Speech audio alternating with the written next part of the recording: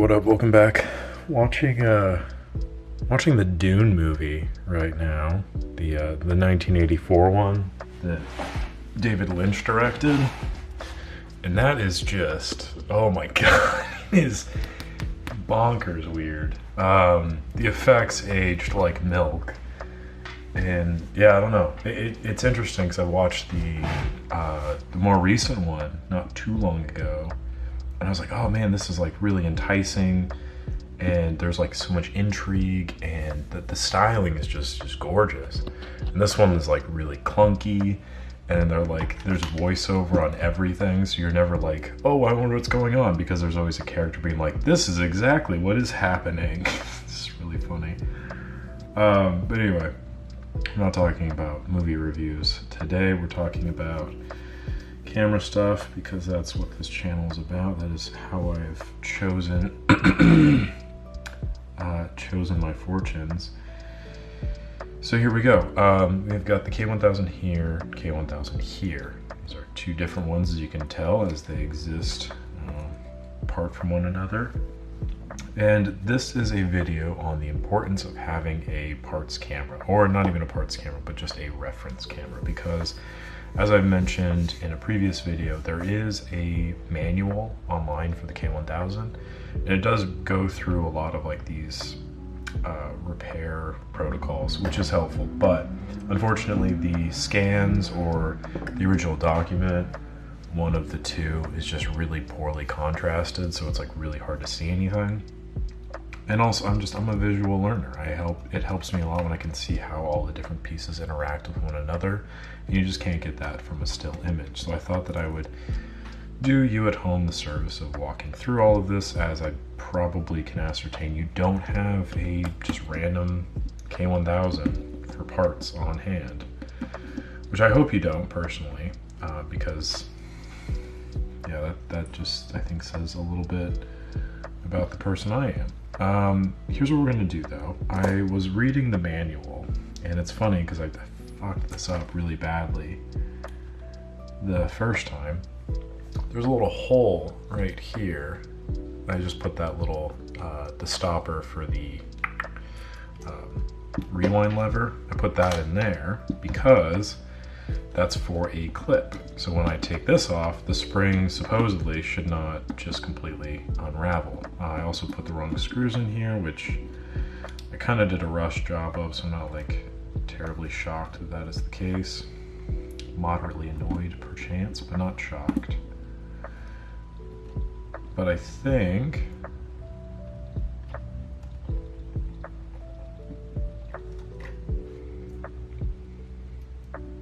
I suspect, yeah, look at that. It kind of works. Catches it a little bit. So that way I don't have to worry about it blasting off. I will need to rewind that though, or like retension it, because it is a little bit off. But still, I'm pretty psyched about that. So that is one of the benefits of reading the manual. You see interesting stuff like that. Oh god, coffee is so good. Okay, so now while we're here, the other thing I noticed, or that I learned, I removed the mirror box of this initially to check the shutter placement, to make sure that there wasn't anything in the lining of the curtain, and there wasn't. And what I should have done is then put the mirror box back in, because then we have this, which means the R-word rod, and yes, that's what it's called. Don't get mad at me, it's in the manual. But the slowing rod, we'll say that, and the other rod of the name I can't remember, but these are just kind of like freeballing it in there. And with the mirror box out, and there's no plate that sits on top of them for the shutter speed selector, they're just kind of freeballing it, and they can flop all over the place. So I should have put the mirror box back in and then removed the plates here. And then I could still work at it while, you know, not worrying about it flopping everywhere. But neither here nor there. So I took this one off so I could get a better idea of the layout of things on a working one, or on a at one point working one, because this is no longer working. Because why would it be? But my suspicion is there's still something affecting the advance column here. So why am I saying any of this? Why does any of this matter? Because, well, it's not working still. I was able to get it to fire a couple of times while manually like advancing the shutter and then manually releasing the curtains. However, I'm still experiencing an issue with the advance column itself not moving properly of its own fruition. So my suspicion is that I'm going to need to remove this piece again, and then also tear down this just to make sure that I have all the pieces lined up where they should be. I'm 90% sure that I do, but I suspect there is some kind of blockage in betwixt the pieces here that is not allowing this to rotate. Alternatively, a piece could have flown off because gravity is a bitch. Coffee. So these are the videos I enjoy doing the most, if anyone is curious. I really enjoy mechanical cameras. I really enjoy getting deep into the depths of hell with them and figuring out why on God's green earth they no longer choose to work. But yeah, this is fun. It's like a riddle or like a puzzle that kind of kicks you in the ass and costs me money. It's an expensive little puzzle. So we are going to need another pin for this piece here. I'm just using what parts I have on hand because that just makes the most sense to me. Unscrew this. Also, it is important to note as well, if anyone is curious, to remove the mirror box. I think I've talked about this before, but in the off chance I haven't, mirror box removal is fairly simple on this camera. So there's 2 screws in the bottom, and then the important screws are in the top. There's the 4 screws here that hold the focus screen in place. Those have to be removed. And then there is, one second, let me take this off first. I mean, that is just, props to you, Pentax. That is ingenious. I absolutely love it. I know I talk a lot of shit on this channel. I really call out a lot of the camera manufacturers, but that is just super clever, super duper helpful. And yeah, I'm just, you know, thanks. Looking out for the little guy here. I really appreciate that. Anyway, so there's the 4 screws there, and then what I usually do, just to keep it easy, is I'll remove the screws on the board itself. Remove that, and then this will all just lift off as one piece. Alternatively, you could pull out the screws of the meter, the gallon meter, and then pull that out. I just like to kind of keep it all together. So that has to come off, and then there's 2 flathead screws that sit right there. And the only way you can access those is by removing the focus screen. And these are like shoulder screws. So once you remove those, and then remove that screw there, there you can see, and then that screw, I think it's that screw, no, sorry, that screw there, and that screw there, the mirror box will come out. You don't want to remove these 2 because that is for the gear assembly for the slower shutter speeds.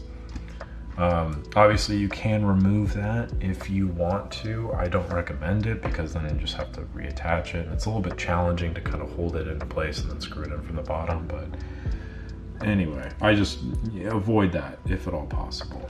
Okay, back at it. I'm just removing the advance column from this guy here.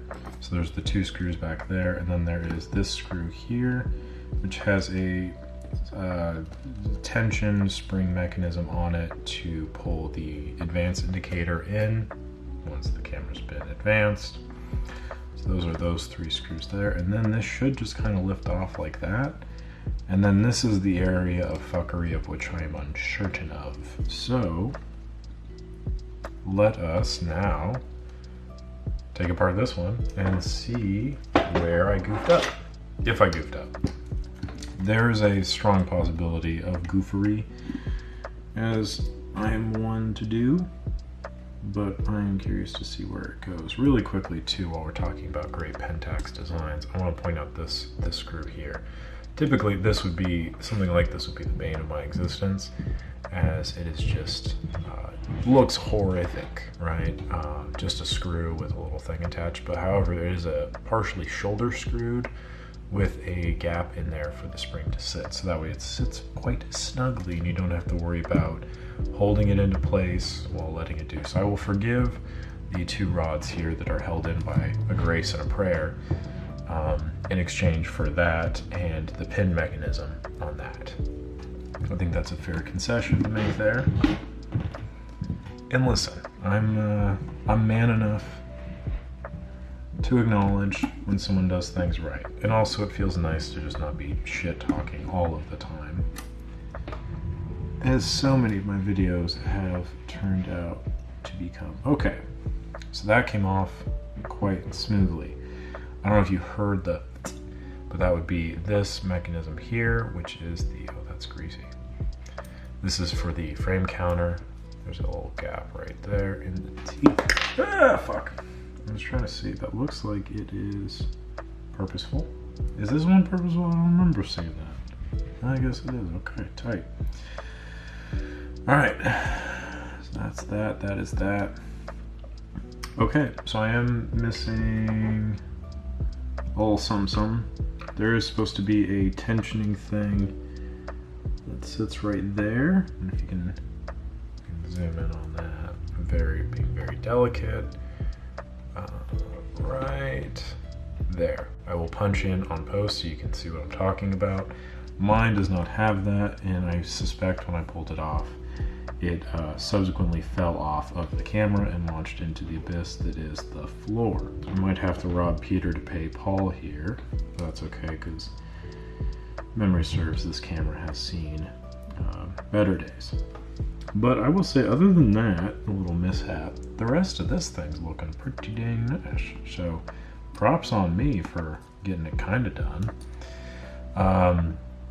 There's a 2-tooth gear that sits there. I assume that that is for the frame counter to advance that little spur gear, to then advance this little gear, which of course is spring loaded in here, as you can kind of hear.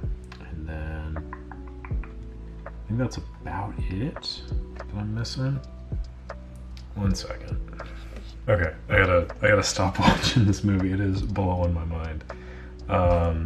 We're gonna finish this up before I lose it. Okay, so removing this is gonna be precarious. It looks like the whole mechanism should just lift off in one piece. So what I'm gonna do is I'm gonna remove this one here, so that way I can just hot swap them real quick. Yeah, I think that's what I will do. That would make the most sense, really. And then maybe what I'll do with this one is I might just do the full teardown on this and make another video about that, potentially. But I think for now, I'm just gonna do this and then put it back together, and that way I can store it for later, and then revisit a teardown idea in the future. But we'll see how... First, I have to get through this. I think that's gonna be...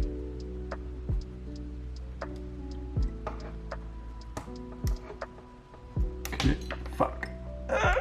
That's what happened last time. That is what happened last time. Okay. Jesus Christ. Okay. Lord have mercy on my sweet soul. Okay, so we got that. And I think this is the other piece flying. And then this. That goes on like so. Then the washer. And then this piece like that. And then this like shoulder washer deal, which I'm now looking up and realizing you probably didn't see any of what just happened, which is fantastic. So I'll just walk through it again. This goes on, and then this brass washer, and then this piece sits on top of that. And then finally, this. Focus. Yeah, there you go. So all that sits like that. This sits on top. Somehow. Or no, it sits underneath. Oh, gotcha. This sits underneath that. My presumption would be I might have to review the footage, but I think it sits on in a way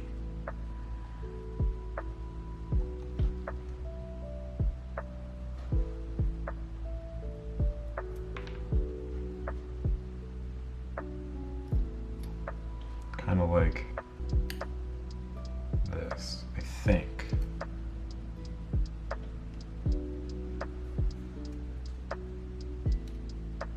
My foot is also kind of cramping up right now. Oh, brother. What are we gonna do? I think for now, I'm just gonna sit it on top of there.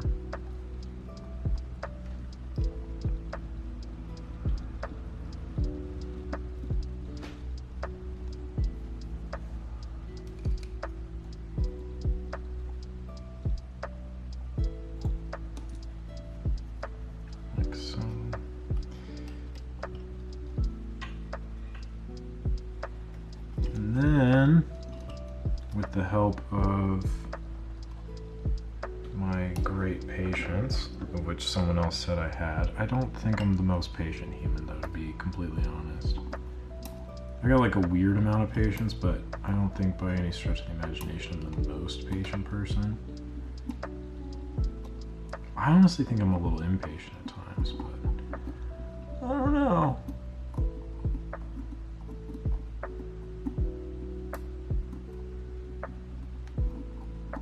I have my moments.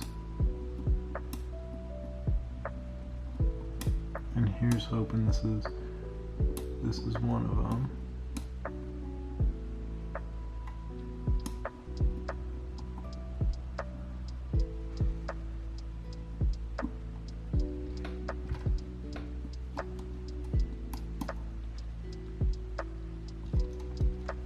What a man. Okay. I think that's how it's supposed to go. That looks right.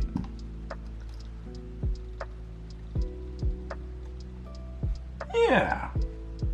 Yeah, I think that's good. Okay. I can breathe a little easier now. I'm just gonna put that on top so it doesn't come launching back up at me. Attach these screws there.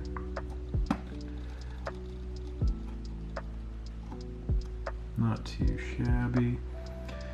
And then I think what I'm gonna do, well, I'm already swapping out parts. I think I'm just gonna use this to sit on top because obviously the tension on that one is not ideal. Then we put this piece on there.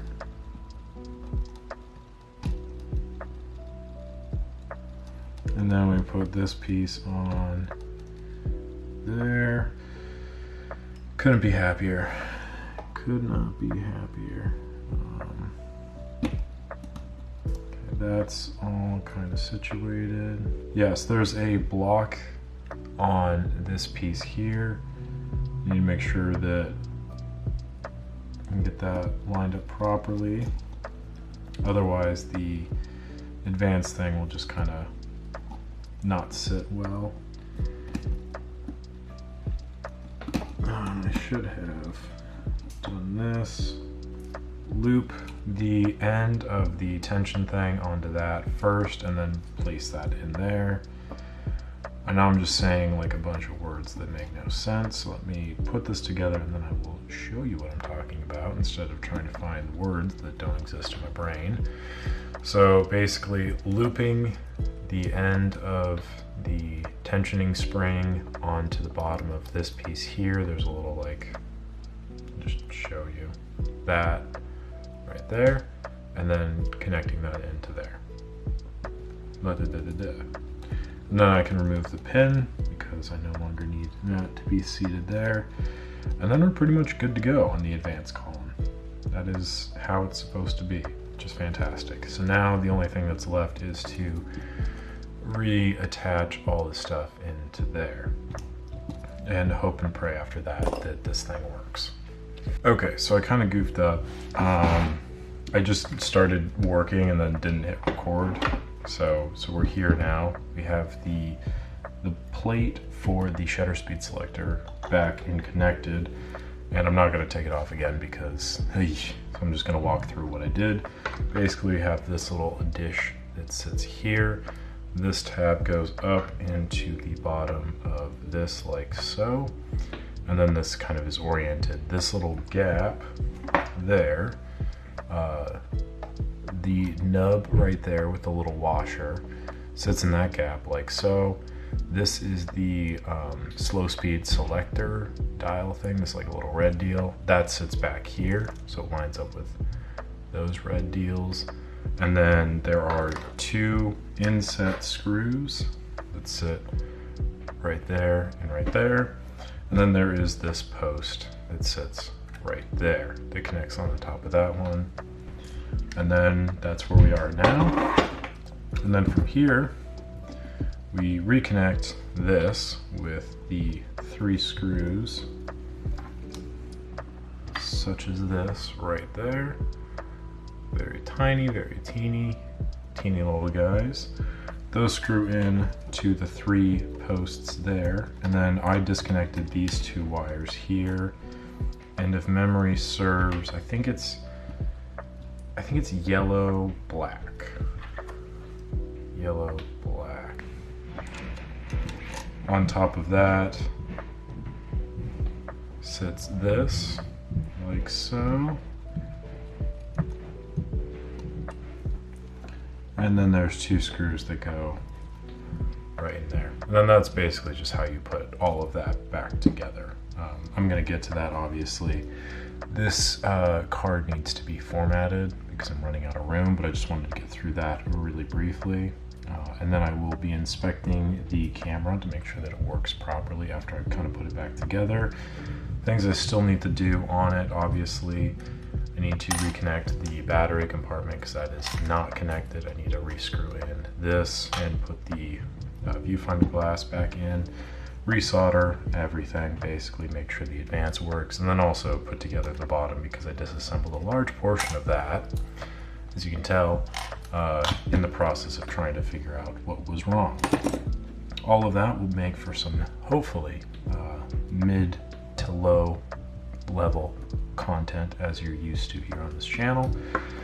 Informative, not very fun to watch, and moderately amusing.